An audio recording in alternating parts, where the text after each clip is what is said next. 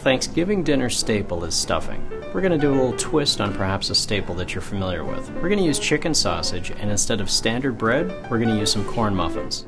After we caramelize the sausage on the simmer plate, we're going to remove that from the pan so that we don't dry it out. By using the same pan, we can caramelize our vegetables, add some fresh sage, a touch of stock, and then thicken our stuffing using the cornbread muffin and some torn baguette.